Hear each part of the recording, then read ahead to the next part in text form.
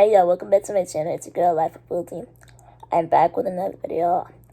In today's video, I'm going to be telling you my experience attending Little People conventions. But if you haven't already, make sure you subscribe to my channel down below.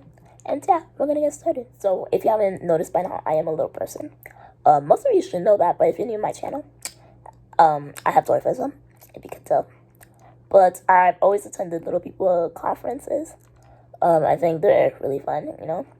I get to meet new people. So my first convention, I went when I was 13. It was in Boston. So that was fun. And actually, that was the year I was going to find out what actually type of dwarfism I had. Because at the time, doctors couldn't figure out what type of dwarfism I had. And I'm going to be really honest, doctors in Miami, there aren't too many specialists that specializes in dwarfism. So that's why I had to travel and find out what type of dwarfism I have. So my first convention was really fun. I met a lot of people, even though I was a little bit younger. And I was kind of shy because I was so overwhelmed. Like, oh my God, there's so many little people. I've seen little people before, even though I was younger. But the convention, there's like about 1,000 or 4,000 people that attend, like, who are little people, which is pretty cool. And that's a lot of people. And basically, when they have these conventions, the whole hotel is booked for the organization, for LPA. So they book the whole hotel. So basically, if you're somebody that's trying to book inside the hotel, they'll probably tell you there's no space because they have a conference here, so you can't even book the hotel, which is crazy, but yeah. But it's really fun, actually. I got to meet new people, you know. Basically, they have different type of, like, webinars, activities you can do. I know there's, like, a webinar for achondroplasia, or they also have, like, little booths. Like, what I mean by booth, like, people, like, selling their books, right? Selling their, like, stuff they do for a living. They even have a vendor that, like, sells, like, pedal extenders as well, if you're driving, obviously. But that was my first time going to the convention. That's actually my first time I went to Boston. Boston is actually a pretty nice state, I ain't gonna lie. It's just like Miami, to be honest, because 1 minute it's raining and 1 minute it's not. That's literally here in Florida, like, 1 minute it's raining and 1 minute it's not, so that was pretty much it. But that was my experience in 2016. I think it was fun. I met a lot of new people. I even did the talent show, which is pretty cool. So they usually have a talent show and a fashion show. So I didn't do the fashion show because that's not me. But I did the talent show. It was really fun. And I met a lot of cool people. So my second convention was when I was 15. So not too long ago. And that was the last LPA convention I've been to because COVID hit. So the one was in Orlando. It was close by. So we just drove up there. We just rented a car and drove. I stayed for the entire week, obviously. Usually LPA books, like, these nice hotels. So it's actually a really good experience. So I was 15, too.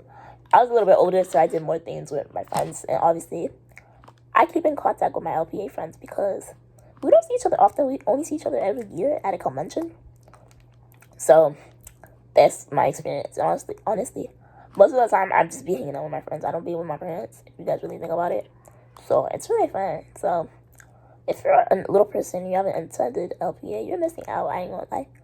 And actually, here in Florida, there's actually a chapter here for little people as well. So I attend those as well, those local meetings, which is pretty cool. But other than that, LPA is a really good organization if you're looking into it, especially if you don't know what type of dwarfism you have. And, oh, I forgot to mention, even at the conventions, there are doctors that you can see for free.